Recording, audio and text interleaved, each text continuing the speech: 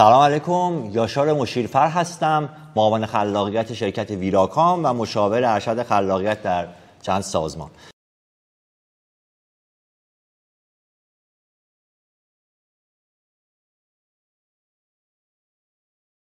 در مورد محصول خلاق امروز قرار شد براتون صحبت کنیم اینجا و چه محصولی در بازار خلاق حساب میشه، چه محصولی خلاق حساب نمیشه. من معمولا قبل اینکه هر چیزی رو شروع کنم اول خود خلاقیت رو معمولا سعی میکنم بر اساس چیزهایی که یاد گرفتم تعریف کنم. یک سری چیزها به ما گفته شده، با اونا یاد گرفتیم که خلاقیت اینه، ولی خب در جهان مدرن، در زمانی که هوش مصنوعی داره یواش یواش به حکومتش میرسه، ما یک تعریف جدید هم برای خلاقیت نیاز داریم. من خودم به این نتیجه رسیدم که نوع نگاه ما به جسارت‌ها و حماقت‌ها خلاقیته. ما یک کارهایی میکنیم، یک حرکت‌هایی میکنیم، شاید یک جایی احمقانه حساب بشه در یک اجتماعی، در یک موقعیتی، در یک زمانی، ولی در یک زمان، اجتماع و موقعیت دیگر یک چیز به شدت خلاق. برای مثال من الان میخوام چند تا مثال خیلی کوچیک بیام، بعد بریم سمت مبحث محصول. ما یه حرکتی انجام میدیم، میایم از بالای یک کوهی با 2 تا بال کاغذی میپریم پایین. در دید اول من یک حرکت احمقانه انجام دادم دیگه، ولی خب صنعت هوافضای امروز جهان مدیون همین حرکت احمقانه است. من میام از ساختمان امپایر استیت در آمریکا بالا میرم، پلیس هم میاد میگیردش، به عنوان آدم روانی تحویلم میدن و زندانی میشم، ولی بعد اون فیلم اسپایدرمن ساخته میشه که بیشترین فروش دنیا رو داره. کسی که داره به من نگاه میکنه میتونه تشخیص بده که این خلاقیت هست یا نیست و ازش استفاده کنه. در مورد محصول هم همینچنینه. ما یه محصولی داریم به نام بمب اتمی. محصول دیگه، خلاق هم هست، ولی خب با بمب اتمی که مگس نمیکشن، آدم میکشن، کشتار جمعیه. محصولی داریم به نام اسلحه کلاشینکوف.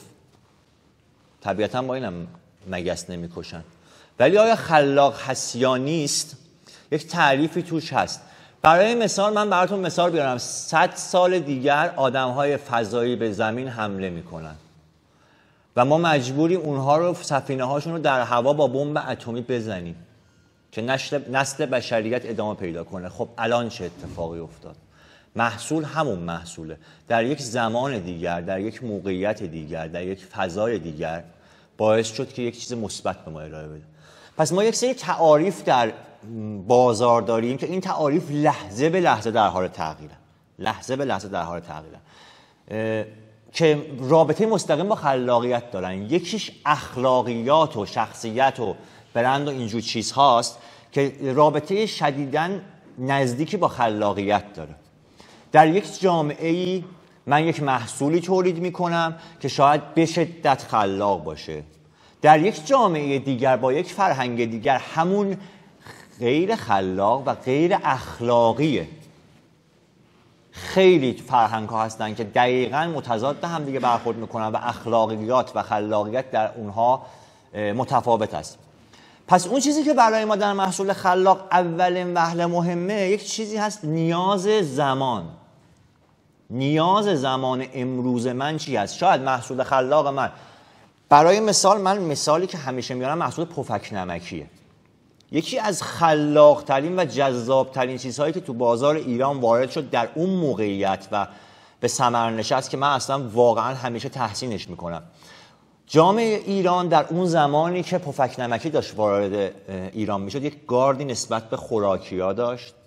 یک سری خوراکی‌های اصلا مثلا تو مثال هامون هم بود پلوخوری، که یک سری خوراکی‌های تعریف شده با مذاق و ذائقه ایرانی بود، ولی این که پفک نمکی وارد فرهنگ ماش بشه، اینقدر جا باز کنه که بعد از این تعداد سال که در یک بازار شاید تعداد سال بالایی نباشه، 50 سال، 60 سال، 70 سال، بتونه در تمام حتی دکه ها هم وجود داشته باشه، نشان دهنده اینه که یکی از بزرگترین و خلاقترین محصولات دنیا بوده که وارد ایران شده. ولی حتی خود این محصول خلاق هم طی زمانهای مختلف داره تغییر میکنه. چون نظریات عوض میشن. اسم پفک نمکی رو که فکر کنم شاید بدونین از کجا اومده. پفک که یک محصولی بود که قبلا مثل یک شیرینی‌های کوچیکی بودن که سفید رنگ و شکننده بودن. خب این شناخت قبلی رو به مخاطب داشت، یعنی من مخاطب میدونستم که این پفکی وجود دارد و این که بخوام بیام اینو تغییر بدم به یک محصول تبدیل کنم و هم به مخاطب نشون بدم که این وجود داشته با اون فرهنگ گارد محور و همین که یک اسم جدید هم بهش اضافه کنم، حتی خود اسم رو هم وارد کردن، خود تولید اسم برای محصول خلاق هم یک محصول خلاقه، محصول خلاق ادبیه. بعدش هم خب خلاقیت ها گفتم که بر اساس مثلا من الان میگم من همین الان شما فکر کنین که شاهنامه‌ای وجود نداره، فردوسی وجود نداره، هیچ چیزی وجود نداره. من میام به شما میگم که یک رستمی هست، یک سهرابی هست، یک اسب سفیدی هست، یک رخشی هست، دیو دوسری، دیو سفیدی، تهمینه‌ای. مطمئنا خب شما به توهم و مغز من شک میکنید که چه فعل و انفعالاتی تو ذهنش رخ میده که داره اینا رو میگه. ولی در دوره الان ما میاد چه اتفاقی میفته؟ میاد میشه یک محصول قوی ادبی که تماما رفرنس به این ور اون ور داره میده.